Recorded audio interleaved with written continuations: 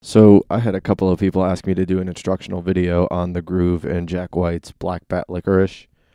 Um, Generally, it's a pretty simple idea, but it can pose a lot of problems if you're not used to playing intricate shuffles or if you're not very agile with your ghost notes. Um, but let's get into it.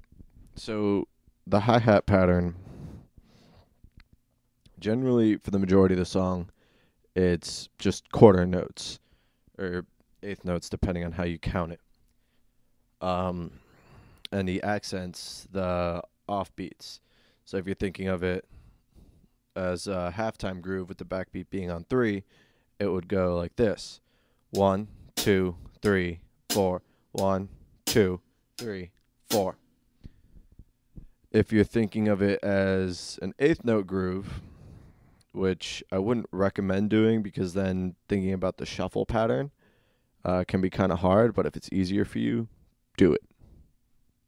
Really that simple. But if you think of it as eighth notes, it's 1 and 2 and 3 and 4 and. Yeah, and then I kind of messed with the groove throughout the whole song. It's definitely not a verbatim transcription from the record, but um, it's all really triplet based. The backbeat's on three, so with the hi hat and the backbeat only, it sounds like this.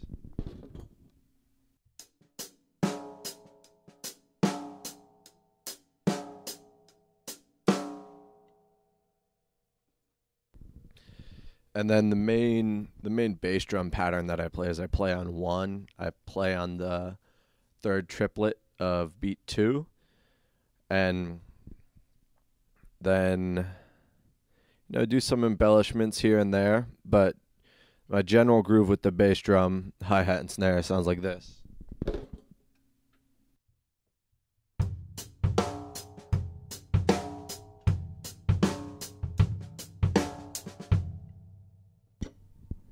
Which brings me to the last point, or the last part of the groove, really, which is all the ghost notes.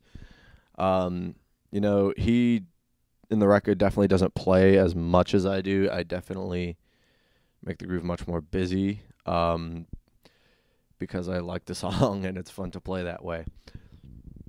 But all of the ghost notes that you're looking at are going to be triplets.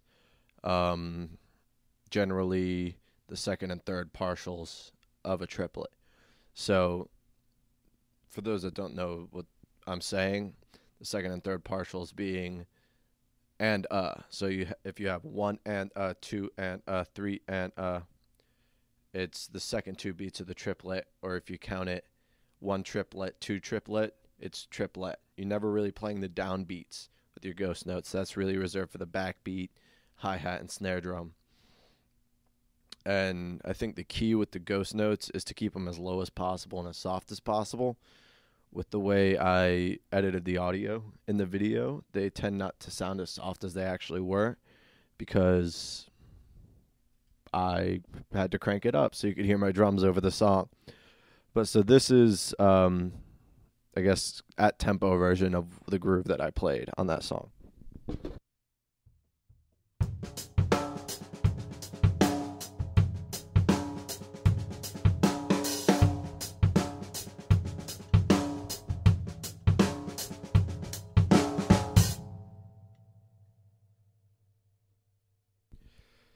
So generally, the two note groupings with the ghost notes I'm playing are coming on beats 2 and 4.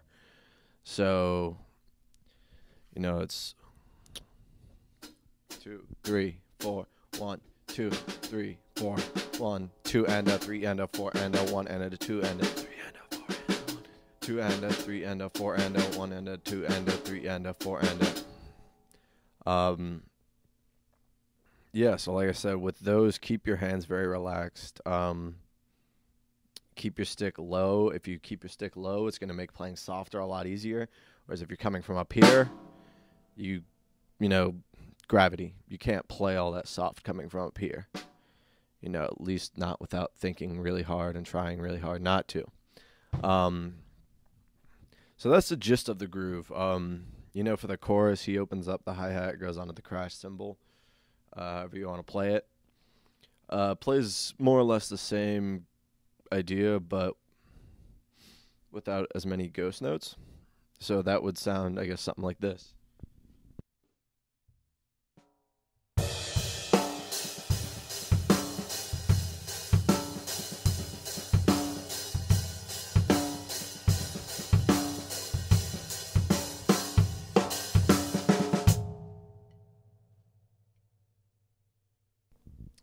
Yeah. So that's the general breakdown. I'll go ahead and play the main groove slower now, and the chorus groove slower, and I'll play them once more up to speed sequentially.